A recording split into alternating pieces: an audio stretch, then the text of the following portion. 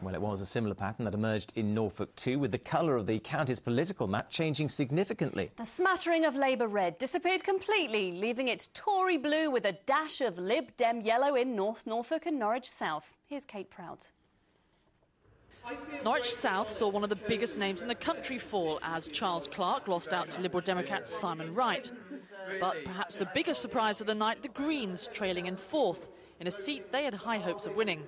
The Labour vote's gone down, the Lib Dem and Conservative percentages have stayed still from last time, the Green percentage has more than doubled, so although it wasn't us that won, we were the ones moving in the right direction. Red turned to blue in Great Yarmouth as Labour MP Tony Wright, who's represented the town since 1997, was swept aside by Conservative Brandon Lewis. It's a phenomenal honour. There's a lot of hard work ahead, and I'm going to spend the next few years repaying that faith and trust that the people of Great Yarmouth have put in me.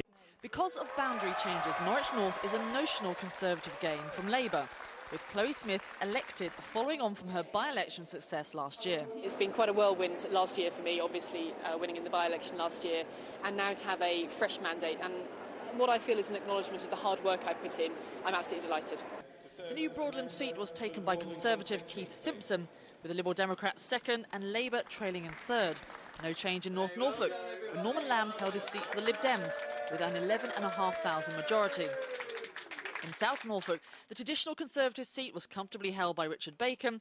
Newcomer Elizabeth Truss kept South West Norfolk safely in Tory hands, and another first-timer, George Freeman, took Mid-Norfolk with a majority of 14,000. And Conservative Commons veteran Henry Bellingham was returned again, with a majority of more than 10,000 in North West Norfolk. The decidedly blue hue over the Norfolk coast this morning, a clear indicator of yesterday's voting. Kate Prout, Anglia News.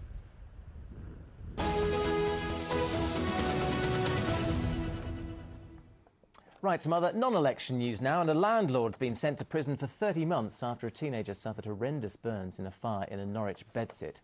Layla Scarley, who is 19, might have escaped unscathed if there'd been a simple smoke alarm in the Magdalen Street flat. Landlord Michael Billings, who's from Beccles in Suffolk, admitted 14 health and safety charges. In an unusual twist, he told the court he'd pay her compensation if his sentence was reduced, but the judge said he would only review the sentence after an offer was made. This has been the most horrific case I've worked on in my 31 years as an inspector. Our thoughts go out to Layla. She has suffered horrific injuries through the blatant disregard of the law by this landlord. The company Calor Gas, which operates a terminal in Canvey Island in Essex, today pleaded guilty to 2 charges of breaching health and safety laws. It follows a leak of gas back in 2008, which happened during a ship-to-shore discharge. The leak evaporated and formed a large cloud of flammable gas above the Essex depot. Today at Basildon Crown Court, the company was fined £27,500 and ordered to pay £27,000 in costs.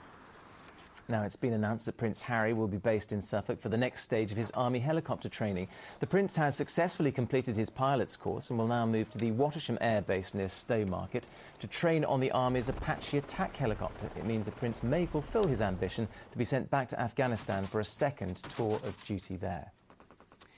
Well, after weeks of noisy campaigning and one day of supposedly decisive voting, where has it all got us?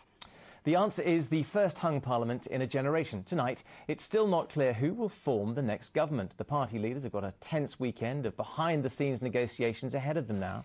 So was it all worth it? And are we ready to go through it all again? Well, Natalie Gray's been out asking what we've all made of the ups and downs of this extraordinary election. So for now, Gordon Brown's still in the saddle after the Tories failed to get the landslide they were hoping for and the Lib Dems didn't grab a big enough share of the vote. The country's in a hole and all 3 parties are trying to dig themselves out of it. So where does that leave us? Natalie Sells runs the beachside takeaway on Yarmouth seafront. We needed a good, strong leader to take the country through and somebody who's going to be good for the economy, and obviously we haven't got that today. Landau owner Jeff Bland has certainly got the bit between his teeth. They're all as bad as each other, and after the scandal of the expenses, I'm afraid I've completely lost interest.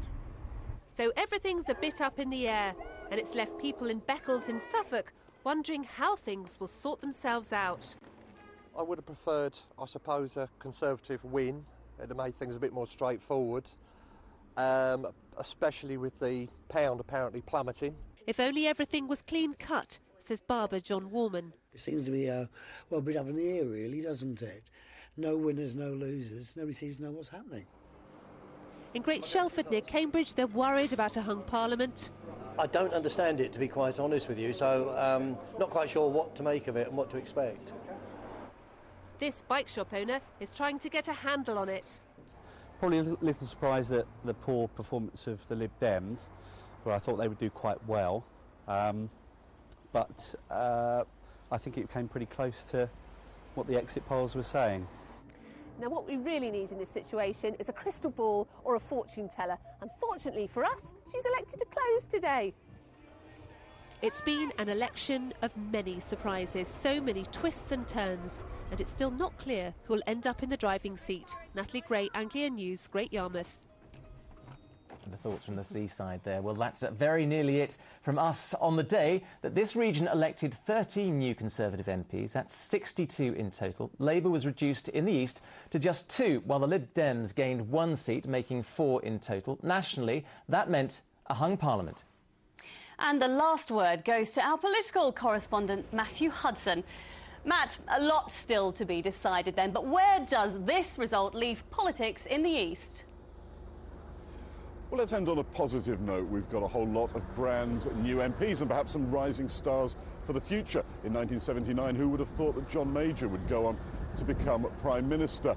I've met an awful lot of candidates on the campaign trail, people like Gavin Sugar from Labour, Simon Wright of the Lib Dems and many other candidates. They all seem to have huge amounts of drive, determination and idealism. Wait till they get to Westminster. Well, indeed, Matt. Thank you very much for that. Matt there with his final word. Here's some of the early ones from the national team ahead of their election news. I'm in Downing Street at the end of a day of drama. It's all coming up. Which is in, 5 minutes. But first, let's get the weather details for the weekend and beyond. Here's Amanda Houston. And that's it from us for this evening and, of course, our Anglia Tonight election special. You can catch up with loads more on our website at itv.com/Anglia. Yes, but for now, it's goodbye. Whatever you're doing this weekend, have a good one. We'll see you on Monday. See you Monday. Bye. Bye-bye.